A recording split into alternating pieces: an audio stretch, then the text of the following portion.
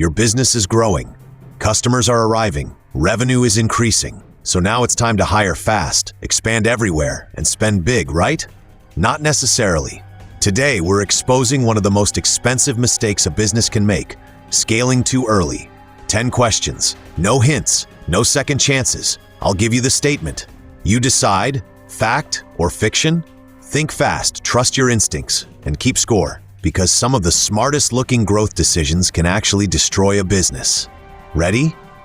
Let's test your knowledge. Question 1, here's your first statement. Rapidly increasing sales always means a business is ready to scale.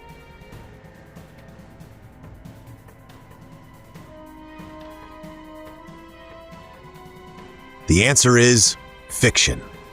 This sounds believable, but rapidly increasing sales do not automatically prove that a business is ready to scale.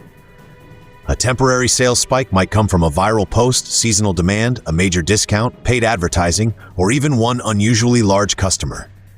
Before scaling, a company needs to understand whether demand is repeatable, profitable, and sustainable.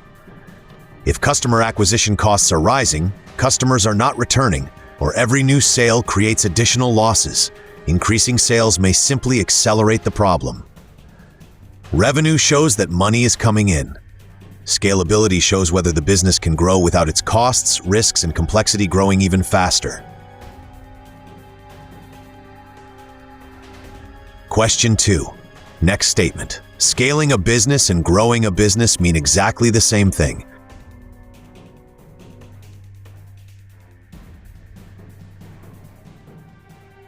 The answer is fiction. Growth and scaling are related, but they are not identical. A company grows when it adds revenue, customers, employees, locations, or resources.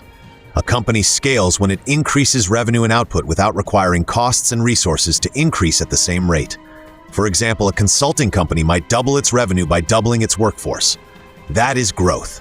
A software company might serve thousands of additional customers using largely the same platform and team. That is scaling.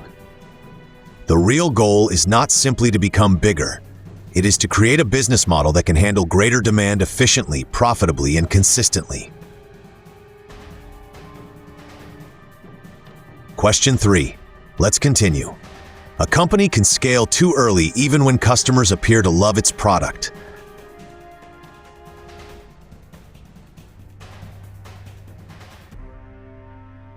The answer is fact. This is true because positive feedback from early customers does not always prove broad product-market fit. Early adopters are often more enthusiastic, more patient, and more willing to tolerate missing features than mainstream customers. They may also receive personal support directly from the founders, an experience that becomes difficult to reproduce for thousands of users. A company should examine customer retention, repeat purchases, referrals, usage patterns, complaints, and willingness to pay. People saying they love a product is encouraging. People repeatedly using it, paying for it, recommending it, and staying with it is much stronger evidence. Question 4. Pay attention to this one. Hiring a large team before establishing repeatable processes can make a company less efficient.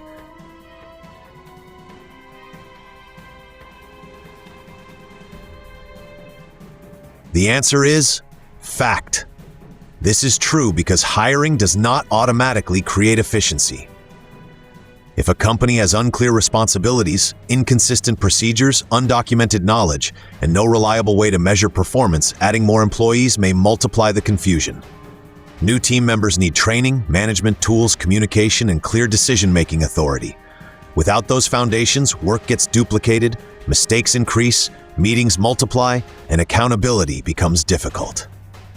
Before rapidly expanding the team, businesses should document important workflows, define roles, establish measurable outcomes, and identify which problems genuinely require additional people. Hiring should strengthen a working system, not compensate for the absence of one.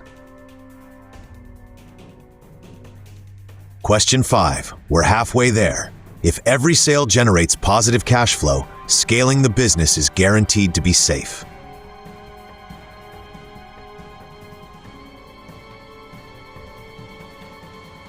The answer is fiction. Positive cash flow from individual sales is a good sign, but it does not eliminate the risks of scaling. Rapid expansion can require major spending before the resulting revenue arrives. A business may need to purchase inventory, hire employees, upgrade technology, increase customer support, open facilities, or fund marketing campaigns. Even a profitable business can experience a cash crisis if expenses must be paid immediately while customer payments arrive weeks or months later. Companies must examine their cash conversion cycle, payment terms, operating reserves, debt obligations, refund exposure, and growth projections. A business can be profitable on paper and still run out of usable cash. Question 6. Let's raise the difficulty. Automating a broken process can make scaling problems worse.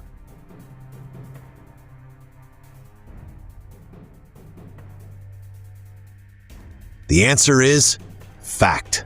This is true because automation makes a process faster and more repeatable, but it does not automatically make it correct. If a workflow contains unnecessary steps, poor data, weak controls, or bad decisions, automation can reproduce those problems at a much greater speed and scale. For example, an automated onboarding system with confusing instructions could frustrate hundreds of customers instead of only a few. Before automating, a company should simplify the process, remove unnecessary steps, define exceptions, verify the data, and establish ownership. Automation is a multiplier. If the underlying process is strong, it multiplies efficiency. If the process is broken, it multiplies failure. Question 7. This one catches people off guard. High customer acquisition spending can hide the fact that a business has not achieved product-market fit.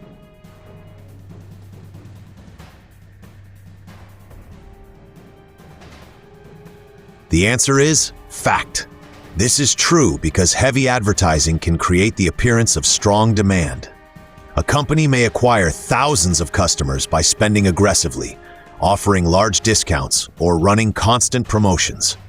But if those customers leave quickly, rarely return, or cost more to acquire than the value they generate, the apparent growth may not be sustainable. Businesses should compare customer acquisition cost with customer lifetime value while also monitoring retention, churn, repeat purchases, engagement, and referrals.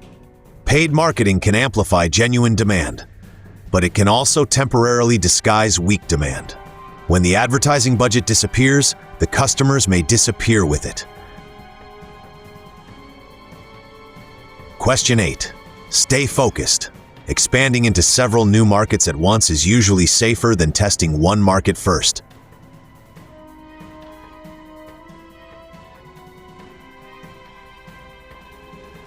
The answer is fiction. Entering several markets simultaneously may create more opportunities, but it also multiplies the risks. Different markets can have different customer expectations, languages, regulations, competitors, payment preferences, tax requirements, and support needs. If the expansion fails, the company may struggle to determine whether the problem was its product, pricing, marketing, operations, or the market itself. A focused pilot allows the business to test its assumptions, measure results, correct mistakes, and build a repeatable expansion model. Testing one market does not guarantee success, but it can make failure less expensive and learning far more useful. Question 9. Almost there. A business should strengthen customer support before a major scaling campaign, not after complaints begin increasing.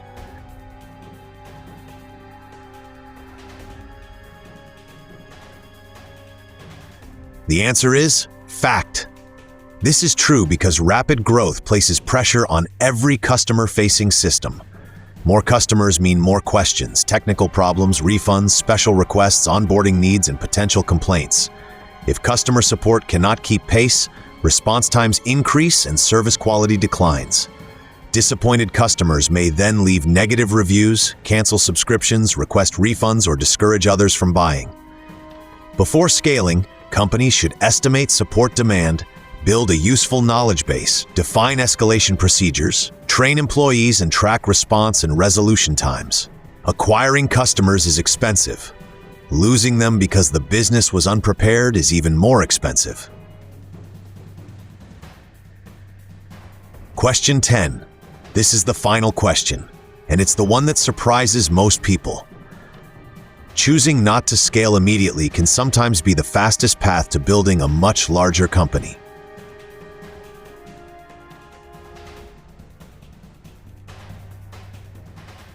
The answer is fact.